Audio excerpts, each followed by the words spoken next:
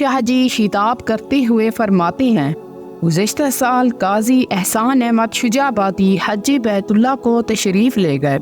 انہوں نے بیان کیا کہ جب میں مدینہ منورہ حاضر ہوا اور روضہ اطہر کی زیارت کی تو میں نے ایک آدمی دیکھا۔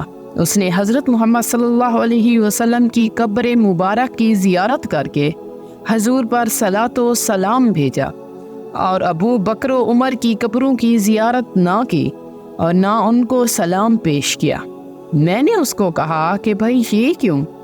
اس نے کہا، میں شیعہ ہوں، میرا جی نہیں چاہتا کہ ان دونوں پر سلام کہوں۔ میں نے اسے پیار سے کہا، ارے بھائی خدا کے لیے ذرا وضو کر کے آنا اور یہاں بیٹھ کر تھوڑی دیر کے لیے مراقبہ کرنا۔ چنانچہ اس نے میری بات مان لی۔ وہ منصف مزاج شیعہ تھا، وضو کر کے آیا، 2 رکعت نماز نفل پڑھنے کے بعد کافی دیر تک مراقبے میں رہا۔ یکایک اس نے بآواز بلند نعرہ لگایا۔ حاضرین متعجب ہوئے، اس کی آنکھوں سے آنسو بہہ رہے تھے۔ میں نے دریافت کیا، اس نے کہا، خدا کی قسم، نبی کریم صلی اللہ علیہ وسلم ابو بکر و عمر کے درمیان میرے پاس آ کر کہنے لگے کہ تو میرے ان محبوب ساتھیوں کے بارے میں بد ظنی اور بری خیالات کیوں رکھتا ہے؟ آج سے میں توبہ کرتا ہوں، میں فضیلت شیخین کا معتقد بن گیا۔ شیعہ اور سنی ختم نبوت کے تحفظ کے لیے اکٹھے ہو جاؤ، ختم نبوت کی حفاظت کے لیے متفق ہو جاؤ۔ ختم نبوت نہیں تو تم بھی نہیں۔ مرزا نے حضور صلی اللہ علیہ وسلم کے نواسے کو بھی نہیں چھوڑا۔ اس نے حضور صلی اللہ علیہ وسلم کے نواسے کی بھی توہین کی ہے۔ لکھتا ہے، میرے اور حسین کے درمیان زمین و آسمان کا فرق ہے، کیونکہ مجھے ہر وقت تائید و نصرت حاصل ہے اور حسین کو تائید و نصرت کہاں؟ دشت کربلا کا واقعہ یاد کرو، اس وقت سے لے کر اب تک تم روتے ہو۔ مرزا نے حضرت عائشہ صدیقہ رضی اللہ تعالی عنہا کی اور حضرت علی رضی اللہ تعالی عنہ کی بھی توہین کی ہے۔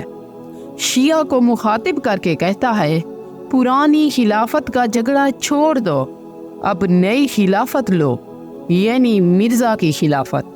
ایک زندہ آدمی تم میں موجود ہے، اس کو چھوڑتے ہو اور مردہ علی کی تلاش کرتے ہو۔ استغفر اللہ۔ شیعہ اور سنی حضرات آپس میں مت لڑو، آپ 2 نمائندے مقرر کرو، ایک نمائندہ شیعہ کا ہو جو اللہ سے ڈرنے والا ہو اور دیندار ہو، اور ایک نمائندہ سنیوں کا۔ دونوں کو روضہ اطہر حضرت محمد مصطفیٰ صلی اللہ علیہ وسلم پر بھیجو، وہاں چل کر غسل کریں، وضو کی طہارت کر کے روضہ من ریاض الجنہ میں 2 رکعت نماز نفل پڑھیں اور صلاۃ و سلام پڑھ کر مراقبہ کریں، اور یہ دعا کریں کہ اے مولا، میرا ان صحابہ کی فضیلت میں کچھ شک ہے تو میری اصلاح فرمائیے، اگر اس کی اصلاح نہ ہوئی تو یہ میری گردن حاضر ہے، اس کو کاٹ دو۔